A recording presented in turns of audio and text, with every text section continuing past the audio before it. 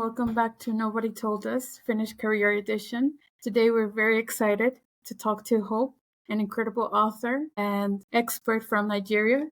How long have you been living here and what made you decide to start or continue your career here in Finland? Hello, Daphne and Rebekka. Thank you for having me. It's a pleasure to be here.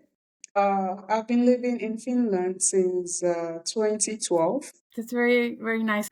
If I understood correctly, you have a book you just published, which we can pre-order already. Would you mind telling us a little bit about SoldOut? Yes, SoldOut was published in July 2024, and the official book launch is scheduled for September the 9th at Pasila Library in Helsinki.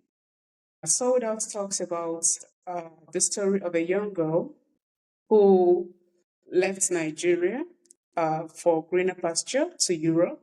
She was promised that she would work in Europe as a house help, and at the same time, she would also study for her secondary education. But it happened that even before they got to Libya and before they got to Italy, she already experienced what was going to be like, what she would expect in Italy. So she ended up on the streets as a prostitute against her will. And it also tells a story about the situation of women in Nigeria and how the society still places more emphasis on the importance of a male child. And that was one of the reasons that she had to leave, because she felt that she had nothing to lose if she left. So that's nutshell. Very interesting story. Can you tell us a little bit what was the inspiration for you to write about that and kind of how you became an author here in Finland? First, when I graduated from the university, shortly before moving to Finland, I studied English and literature because I had interest in writing as well. But that dream of writing did not take place until I came to Finland, and I met a lot of Nigerian women who came from Italy. And many of them told the story of how they were trafficked and of how the situation back home, which they left, and also their experiences in Italy. So that was one of the reasons that I decided that I would share these experiences with the wider audience and in the same way give a voice to the survivors of human trafficking. And one other motivation to write this book was it was actually one of the most difficult times in my life when I was left with our two young kids in Finland and I didn't have any relatives or any family. And in a bid to come to terms with the situation and in a bid to be able to cope with the situation and not get into depression, used writing at that time as a tool, sort of, you can say also therapy and also something meaningful to do. When the kids went to bed, rather than worry about my situation, I decided that I would write. I started by writing my thoughts, writing my feelings. Of course, not all that I wrote during that time made it to the book, but they were very important things that helped me to cope during that. Wow, what a great skill. I think, like you said, it can be therapeutic, and especially when we find ourselves in a situation we didn't think we would end up, maybe. It's very inspiring. I'm already excited to read this book because I've heard a lot about stories like this. In this case, do you have any daily routine that you find yourself doing in order for you to continue and not leave this new career path that you have selected for yourself, being an author? Well, I think one of the most important things is to keep writing and keep reading. Reading is a very important aspect of writing because the more you read, the more you get new perspectives and new insights about also your own thoughts, and the more your point of view also enlarges. So my main routine to remain as an author will be to read more as much as time permits, as well as write also. Yeah, I think, well, I'm not a writer at all. I love reading though, maybe the first step. But how did you manage? I'm a little bit curious about the process of publishing a book because that might be interesting for some of our audience who are thinking the same. I think a lot of us feel a little bit of writer sleeping within themselves. So I personally am always super impressed when someone manages to sit down and write and then actually publish a book. So can you tell us a little bit more about that? Like, how did you manage to get it published in the end? Well, it was not an easy thing and it didn't happen overnight. I actually started writing this book at least 7, 8 years ago. So after I wrote the manuscript and I felt that it was ready, then I started reaching out to publishers in Finland mainly, but also a few outside Finland. And sometimes I got an answer, I got a response which was no. And sometimes I heard nothing from the places I sent the manuscript. So at a point, I got tired of sending out manuscripts and getting rejections all the time. So I decided that, okay, I will take a break.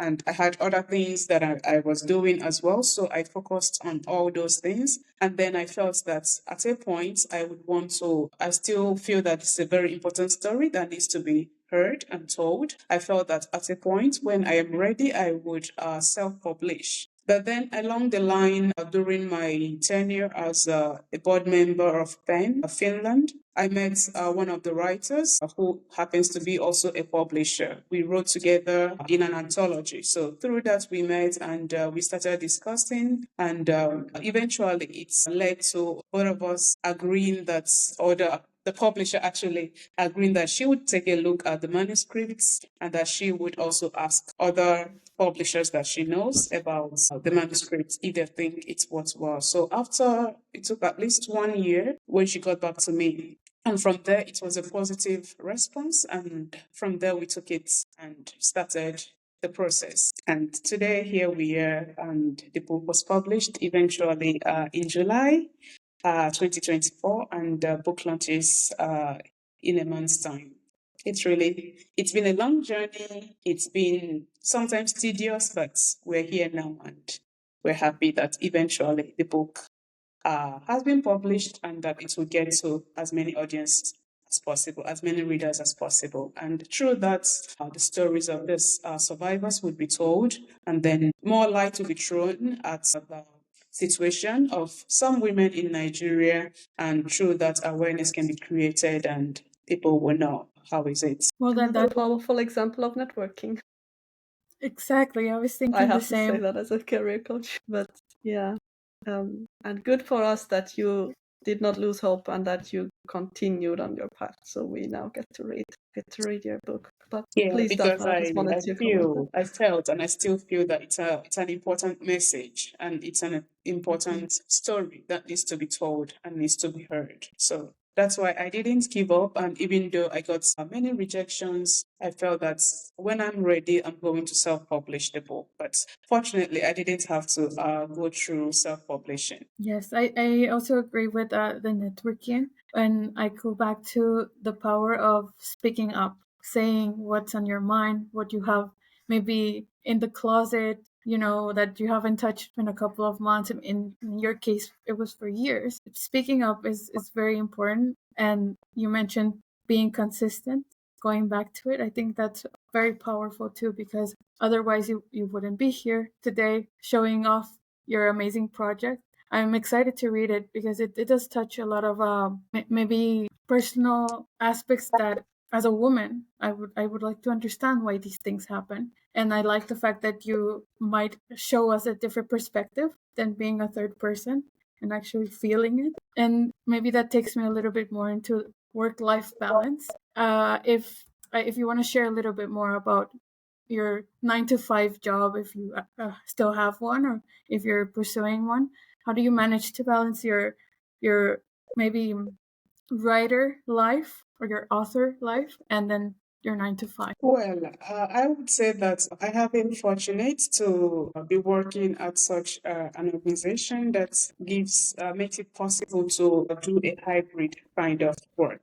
So that means that I can work from home sometimes and be at the office at other times. And this means that the time I would have spent commuting to and fro at least 2 times a week, that I could save it to do other things. So this has been very important for me, and it gives me kind of a little more time to do to be an author and to also be a mom and also to do other things. I like also a lot volunteering. I have been quite active in in a few organizations as a volunteer, but as it is now, it seems that I don't have so much time anymore to do voluntary work, but in any way that I can, I am always still very willing to lend a helping hand because personally, I have also received a lot of help living in Finland, especially when I lived alone with my two young daughters. I got a lot of help from people, also through networking. Networking was also very important, but that wasn't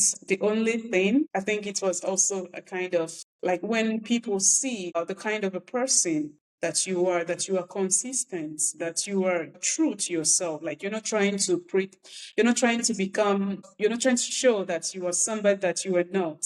So I think this kind of also builds trust in people, and they're willing to help, like when you need help, because they know that they know who you are, and they know that they can sort of count on you to accept the help and also to use it like for good things and not to abuse the help. So I think that's also very important, not just in Finland, but also elsewhere. But it's even more important in Finland because we know that Finland is small and networks are quite small also. So it's even much more important to be true to yourself and to be Yes, very, very good tips, I feel, for people who struggle maybe with networking or finding their place here. I think really important points that you have mentioned. I wanted to ask actually about your 9 to 5, as Dafne called it, because you are actually a coach for City of Vanta, right? And you help other foreigners or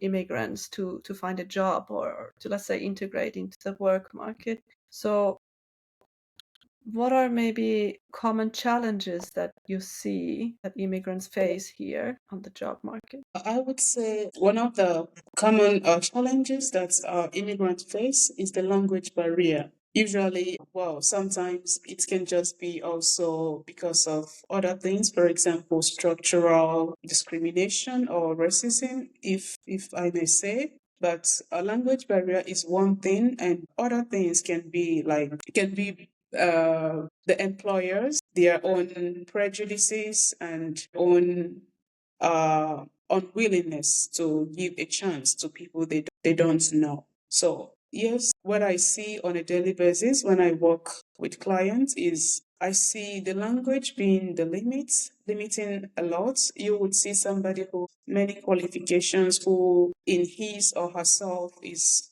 capable, but then when it comes to the language, and if the person is not able to express his or herself, then it becomes a challenge and a barrier. So I would say that language is the main barrier, but also the structural racism that exists, unfortunately, is also one of the major reasons why, for example, you see highly educated immigrants or even experts who are not getting a job, not because they don't have the qualifications or the experience, but just because they're not local. You want to I ask something? Sorry, Daphne. I share that perspective. I think there's a lot going on, a lot of push to do something about this. And I wonder now, what do you think has been your personal experience, or as I like to say, your seed, so in the future it can flourish or grow into this tree that can support others? What I usually share with our clients is I encourage them not to give up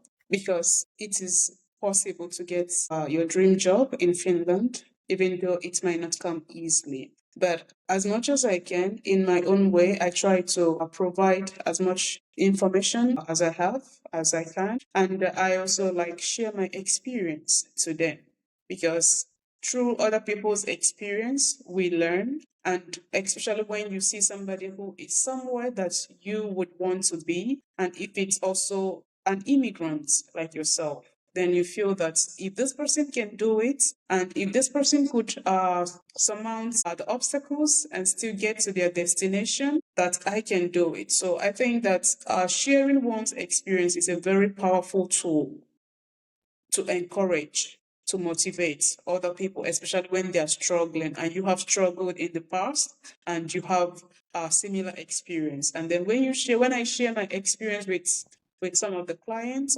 also outside my work, my 9 to 5, they seem to be quite encouraged, and I see faces lighting up, and I see like smiles. And I'm also very happy myself because I have been in the same shoe for many years, some time ago, and so it's something wonderful to be able to encourage others and let them know that you were once in the same shoes and now you are somewhere else. So it's also possible also with them. Of course, it's not easy, and it's easier to say than that. It's easier said than done, but the fact is that it's possible if one remains consistent and determined for their goals. It's possible to achieve your goals. Very nice and encouraging words. I love it. I have actually a little bit follow-up question related to that, because I feel, of course, or in general, we always discuss a lot what can a person do, for example, to be more resilient or, to reach their goals. What can they do? And I think it's important to talk about that, because there are certain things we can control and we should focus on those. I feel sometimes it's also necessary to look a little bit at the bigger picture and acknowledge that one person does not have the control over everything. So what do you feel, I'm sorry, it's a big question, but from your perspective, what needs to change in Finland as a country to make it more accommodating for immigrants? Let's maybe focus on the work life in there, so to make the question a little bit smaller. Yeah, I think that being more open-minded, for example, employers being more open-minded to the fact that their employees, they don't need to like have a Finnish first name, and they don't need to be blonde, for example. That you can have also good employees who are dark-skinned, for example, like myself, and whose surnames are not the common surnames in Finland. So this is very important. And it's also important that in Finland, education, degrees from abroad can also be valued, because these days, or even like usually, it's not easy to get one's degree that is from abroad. It's not easy to get it recognized in Finland. And then you have to go through a very long and expensive process to get it recognized. And this takes very long time. So I think that openness to the fact that people who are non-Finns also have the ability and the capability to get the job done. This is very important. And to accept the fact that immigrants, expats, internationals, they come to Finland not because they want, for example, depend or burden the social system. That many immigrants, they come for a career and that they want to pursue their career. I don't think that somebody who has studied for years at the university would want to come to Finland and just be home and depend on unemployment benefit, for example. So I think it's very important that Finns would see internationals as equals and not as people who are less or inferior than they are. Because in a fair fair job market, immigrants, internationals with degrees from elsewhere, they can compete equally with Finns, if given fair opportunity, if given equal ground. So this is very important in my opinion. Yes, I believe so too. Hopefully we can create an environment also for them to trust. I think that's also a very specific thing that we find in Finnish culture. Trust is very important. So gratefully we have these resources like this podcast and a lot of ULE episodes too that we can go to and listen and learn. And topic now, I was wondering while you were talking and Rebekka was sharing a little bit more about having a book sharing your personal story and your experience coming to Finland and then achieving your career, maybe the struggles between, and then now kind of feeling a little bit more fulfilled by being an author as a second thing in your life. Do you think this would be possible, or is this something in your to-do list? Well, I have always wanted to be an author even before I finished my second degree. And despite the challenges that I faced, despite the difficult situation that I was in, I kind of always envisioned the day or the time that my dreams would come true. And these are some of the things that actually kept me going.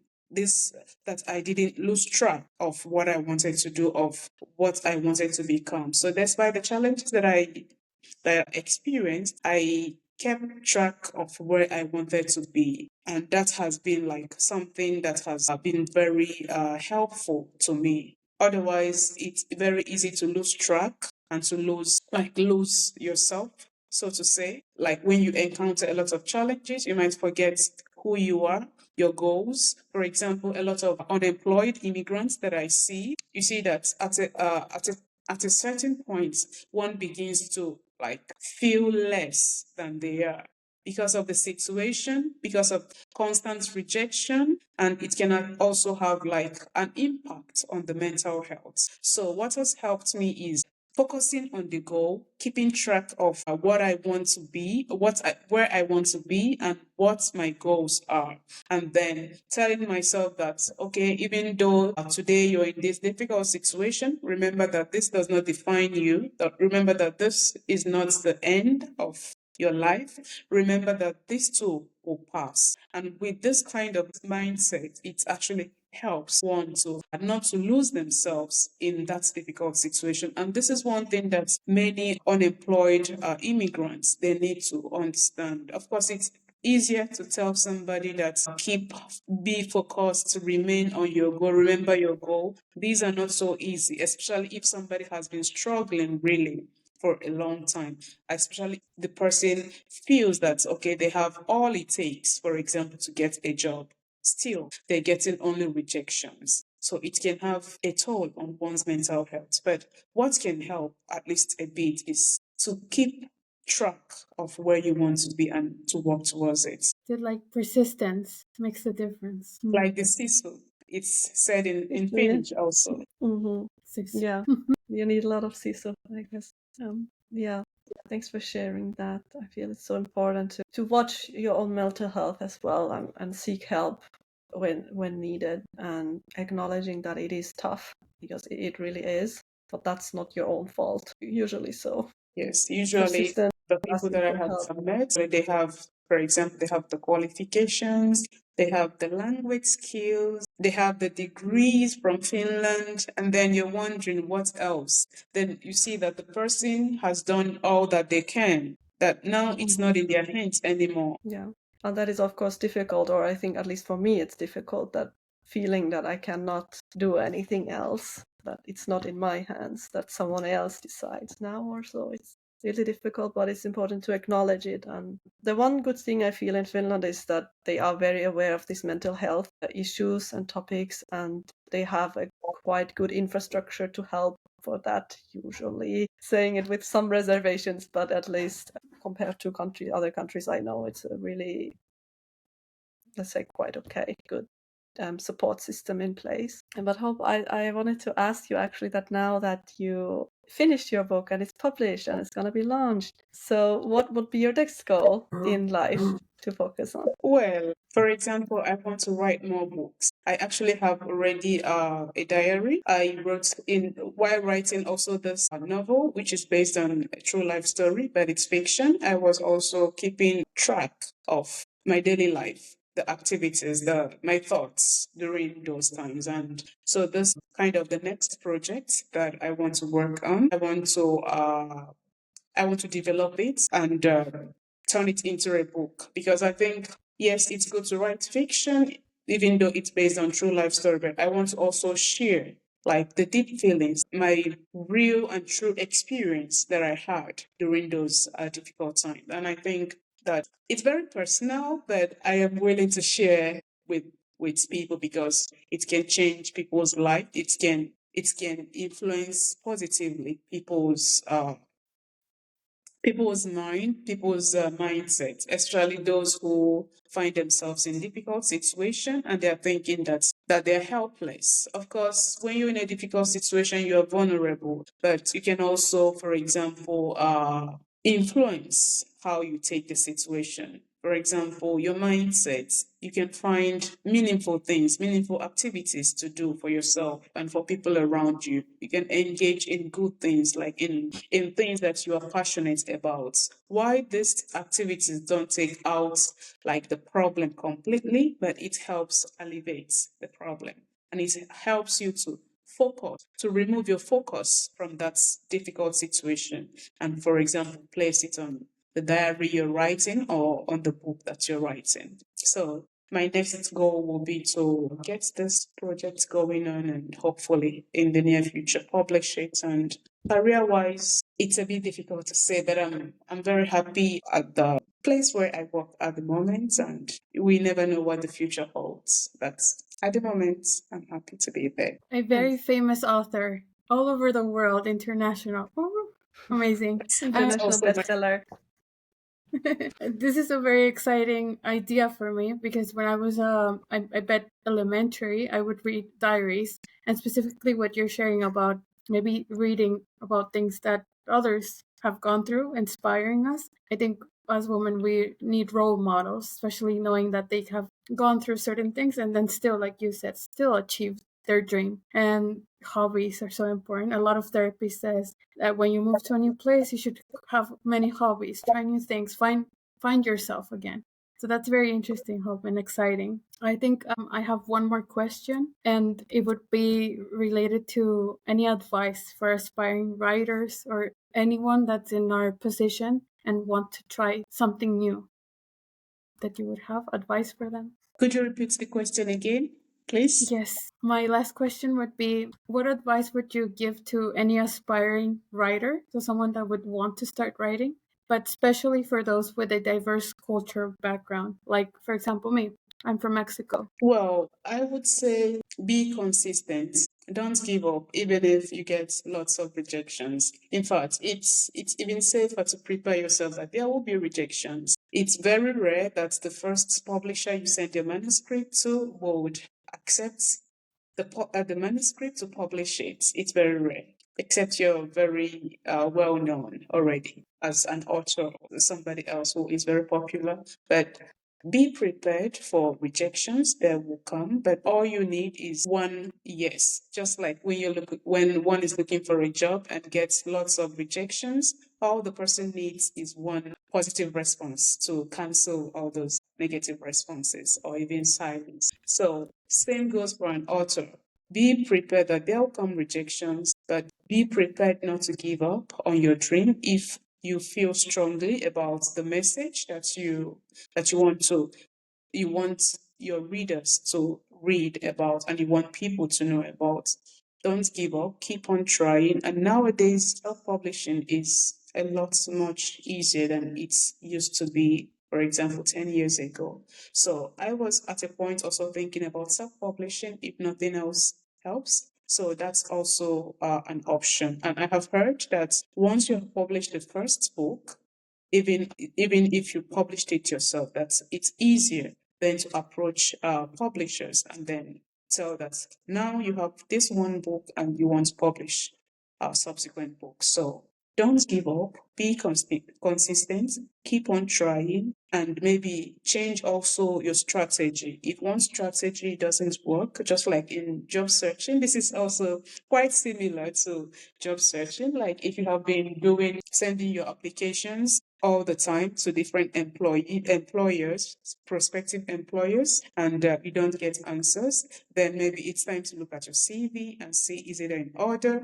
And if your CV is in order, then you need to think about, is it better to make like personal contacts, for example, through networking and through maybe direct contact with prospective employers. So this is similar. As an author, you can also, like, for example, revisit the manuscript. If you have got so many rejections, for example, in the past for the same manuscript, you can also revisit it, revise it, and see if there are outdated information or if there are things you could actually like revise. For example, I have had to, over the years, rewrite the manuscript several times. Sometimes I give it to somebody to ask for their opinion, then they read it and then they tell me things that I need to include, things that I need to remove, and then I work based on that. And then I send it again to another contact, and then they also like give their opinion. Of course, it doesn't mean you should always change your strategy based on people's opinion.